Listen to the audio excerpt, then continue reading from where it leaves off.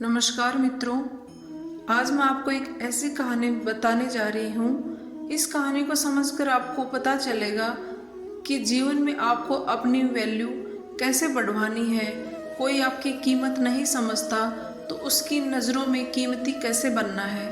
तो आइए शुरू करते हैं। एक बार की बात है, एक लड़का था जिसका बहुत बड़ा आदमी बनने का सपना था और उसको समझ नहीं आ रहा था कि वो क्या करे कि एक बड़ा व्यापारी बन जाए। इसके लिए उसने बहुत सारे छोटे मोटे काम किए और दिन रात बहुत मेहनत करने लगा। रात दिन मेहनत करके वो धीरे धीरे व्यापार के तरीके सीखने लगा। मेहनत करते करते उसको काफ़ी साल बीत गए और जब वह लड़का 30 साल का हुआ तो उसके पास 4 कंपनियां थीं, अर्थात वह 4 कंपनियों का मालिक बन गया। इसके पश्चात उसने शादी कर ली। शादी के कुछ साल के बाद उसको एक लड़का हुआ। अब उसके जीवन में सब कुछ सही चल रहा था और समय बीतता चला गया। धीरे धीरे जब वो आदमी 40 साल का हुआ तो उसके जीवन में एक बहुत बड़ी घटना घटती है। उसको पता चलता है कि उसको कैंसर हो गया है। ये जानकर वो बहुत दुखी हुआ और सोचने लगा कि अब मैं क्या करूं, क्योंकि मेरा बच्चा तो बहुत छोटा है और मैं अपने बच्चे को व्यापार कैसे सिखा पाऊंगा। जब उसको कैंसर हुआ तब उसके बच्चे की उम्र 9 साल की थी। एक दिन उसने अपने बच्चे को अपने पास बुलाया और कहा, बेटा मैं तुमको एक चुनौती देना चाहता हूँ, क्या तुम मेरी चुनौती पूरी कर सकते हो? तब लड़के ने कहा, हाँ पापा, आप मुझे जो भी चुनौती दोगे मैं उसको पूरा करने की कोशिश करूँगा।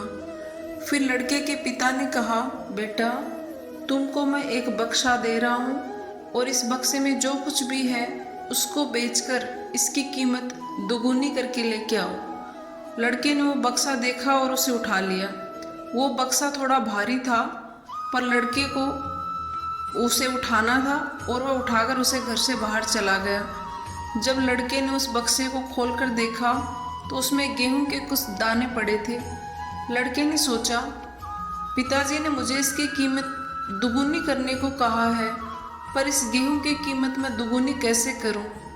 लड़के ने अपना दिमाग लगाया और उस गेहूं को पीसने के लिए एक चक्की वाले के पास गया और बोला, क्या आप मेरा ये गेहूं पीस देंगे? इसमें से थोड़ा आप रख लेना और बाकी मुझे दे देना। लड़के की मासूमियत देखकर उस चक्की वाले ने उस गेहूं को पीस कर दे दिया। इस पर लड़का बहुत खुश हुआ और अपने पिता के पास गया और बोला, पिताजी आपने मुझे जो गेहूं दिया था उसको मैंने पीस कर आटा बना दिया और इसकी कीमत भी दुगुनी कर दी। ये देखकर उसके पिता बोले, ठीक है, मैं तुमको कल दूसरी चुनौती दूंगा। जब दूसरे दिन लड़का अपने पिता के पास गया तो उसके पिता ने उसको वही आटा दिया और कहा कि अब जाकर इस आटे की कीमत को दुगुनी करके लाओ। लड़का फिर आटा लेकर घर से बाहर चला गया और सोचने लगा कि अब मैं क्या करूं। तभी उसको एक बेकरी की दुकान दिखाई दी। उसको विचार आया, क्यों न इस आटे को ब्रेड अर्थात डबल रोटी बना दिया जाए। फिर वह लड़का बेकरी वाले के पास गया और बोला, क्या आप मेरे इस आटे का ब्रेड बनाकर दे सकते हैं? मुझे सारे ब्रेड नहीं चाहिए, कुछ आप रख लेना और कुछ मुझे दे देना। लड़के की बात सुनकर बेकरी वाले ने उस आटे की ब्रेड बना दी और उसके 6 ब्रेड के पैकेट बन गए। लड़का बहुत खुश हुआ और अपने पिता के पास गया और बोला, पिताजी मैंने इस आटे को ब्रेड बना दिया और इसकी कीमत को भी डबल कर दिया है। उसके पिता ने कहा, ठीक है, मैं तुमको कल एक और नई चुनौती दूंगा। मित्रों, तीसरे दिन उसके पिता ने फिर अपने लड़के को बुलाया और उसको 4 ब्रेड के पैकेट दिए और कहा कि इसको 5 गुना कीमत पर बेचकर आओ। वो लड़का फिर ब्रेड के पैकेट लेकर घर से बाहर चला गया और सोचने लगा कि क्या करूं कि मैं इस ब्रेड की कीमत को 5 गुना कर सकूं। तभी उसको एक होटल दिखाई देता है जो काफ़ी मशहूर था। वो लड़का उस होटल में गया और बोला कि क्या आप मेरे इस ब्रेड को सैंडविच बनाकर मुझे दे सकते हैं? मुझे सारे सैंडविच नहीं चाहिए, आप मुझे 5 सैंडविच दे देना, बाकी सारे ब्रेड के पैकेट आप रख लेना। बच्चे की मासूमियत देखकर होटल वाले ने लड़के को 5 सैंडविच बनाकर अपनी ब्रांडिंग के पैकेट में पैक करके दे दिए। लड़का बहुत खुश हुआ और वह 5 सैंडविच लेकर अपने घर चला गया। घर जाकर अपने पिता को बताया कि मैंने इस ब्रेड का सैंडविच बना दिया है। ये सैंडविच एक काफ़ी मशहूर होटल का है और इस सैंडविच की कीमत 300 रुपये है। ये देखकर उसका पिता बहुत खुश हुआ और बोला, बेटा मैं जो तुमको सिखाना चाहता था वो अब तुम सीख चुके हो। मुझे पता है कि मेरे बाद अब तुम मेरे व्यापार को आगे बढ़ा सकते हो, क्योंकि तुम्हें व्यापार करने का हुनर आ गया है। अब कल से स्कूल आने के बाद तुम मेरे साथ मेरे ऑफिस चलोगे। दोस्तों, ये कहानी हमें बताती है कि जब तक हम आपकी स्वयं की वैल्यू नहीं बढ़ाएंगे तब तक हम भी गेहूं की तरह ही बने रहेंगे। और हम जब अपने आप की वैल्यू बढ़ाएंगे तब जाकर हम ब्रेड और सैंडविच की तरह महंगे में बिकेंगे। एक गेहूं ने कैसे आटा और उससे ब्रेड बनकर और फिर सैंडविच बनकर अपनी वैल्यू बढ़ा दी, वैसे ही हमें भी किसी काम की वैल्यू बढ़ानी होगी, नहीं तो अपने जीवन भर हम भी गेहूं की तरह कम कीमत पर काम करते रहेंगे और जीवन की सारी खुशियों से वंचित रह जाएंगे। इसके अलावा मित्रों, हमें कम बोलना चाहिए। ज़रूरत पड़ने पर ही बोलने की कोशिश करें। जब ज़रूरत ना हो तो बेकार की बातें न करें, क्योंकि ऐसा करने पर लोग आपको गंभीरता से नहीं लेंगे। भले ही आप गंभीरता से बात कर रहे हो, क्योंकि ज़्यादा बोलने वाले की कोई वैल्यू नहीं होती। कभी कभी मौन उससे ज़्यादा कह जाता है जो बोलकर भी नहीं कहा जा सकता। कभी कभी ना कहना भी सीखें, क्योंकि कभी कभी ना कहना अच्छा होता है। हमेशा हाँ कहने से आप अच्छे नहीं हो जाते। कोई भी काम जो गलत है या जो आपके लिए करना संभव नहीं है, उसके लिए साहसपूर्वक नहीं कहना ज़्यादा अच्छा होता है। उत्तर देने में जल्दबाजी ना करें, अपना समय लें। उत्तर देने से पहले ठीक से सोचें।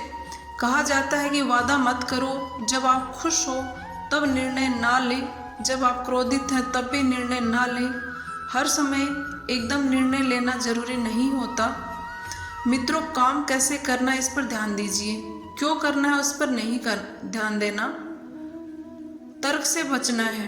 अगर आप अपनी वैल्यू बढ़ाना चाहते हैं तो बेकार के तर्क वितर्क से बचें, इग्नोर करना सीखें। इसका मतलब ये नहीं है कि हमेशा चुप रहें और अपना पक्ष न रखें, लेकिन कीचड़ में पैर मारने से अपने ही कपड़े गंदे होते हैं।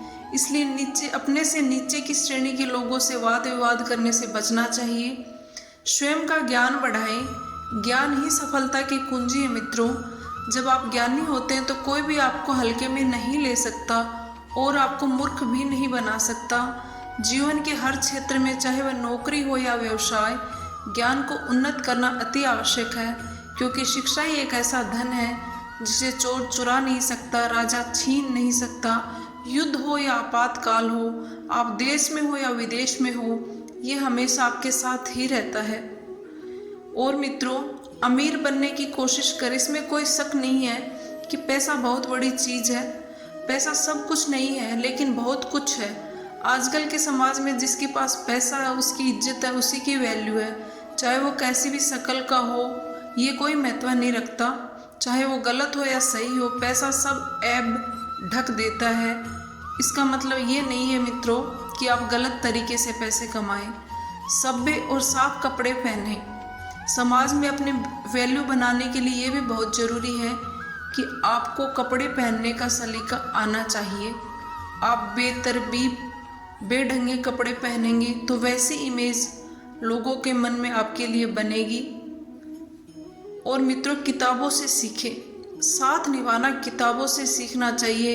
इंसान से सीखा तो हो सकता है आपका ज्ञान अधूरा रह जाए। मित्रों, किताबें ही आपकी सबसे अच्छी दोस्त होती हैं। आपकी ज़िंदगी इतनी लंबी नहीं है कि आप सब कुछ खुद के अनुभव से सीख सकें, इसलिए दूसरों के अनुभव से सीखना बहुत ज़रूरी है। प्रतिक्रिया न करने का प्रयास करें। ज़रूरी नहीं कि हर मौके पर हमेशा रिएक्ट किया जाए। कभी कभी रिएक्ट ना करना ही अच्छा होता है। कई बार मौन बोले गए शब्दों से ज़्यादा कह देता है। दूसरों को मत दिखाओ कि तुम घबरा रहे हो। मित्रों, कम बोलें और ज़्यादा सुने। कम बोलने से आपकी बात में गंभीरता होती है, जिससे सभी आपकी बात को सुनने में दिलचस्पी लेते हैं। रिश्ते मजबूत होते हैं जब आप किसी को ध्यान से सुनते हैं। वो बात करने वाले व्यक्ति को अच्छा महसूस कराते हैं। सुनने से दूसरों की बातों को अच्छी तरह से समझा जा सकता है। अतः मित्रों, सुनने की आदत डालें। लोग हमेशा उसी व्यक्ति को पसंद करते हैं जो ध्यान से आपकी बात सुनता है। किसी के बारे में बुरा मत कहिए। किसी के बारे में गलत बोलना आपकी नाव में छेद के समान है, जो किसी दिन आपको डुबो देगा। इसलिए किसी के बारे में बुरा बोलने से पहले 10 बार सोचें। बुरा मत सुनो, बुरा मत देखो, बुरा मत कहो। गांधी जी की विचारधारा है, लेकिन आज की परिस्थिति में ये सिद्धांत काफ़ी हद तक लागू नहीं हो पाता है।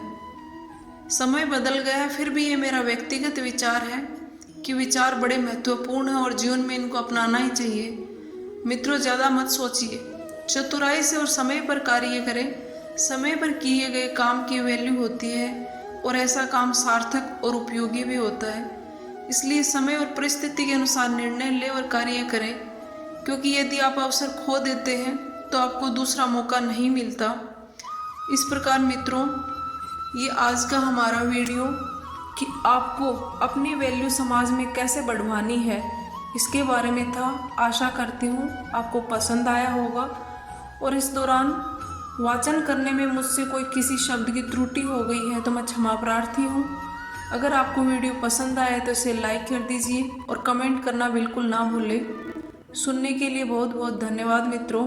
स्वस्थ रहिए, अच्छे रहिए। ईश्वर आपका कल्याण करे।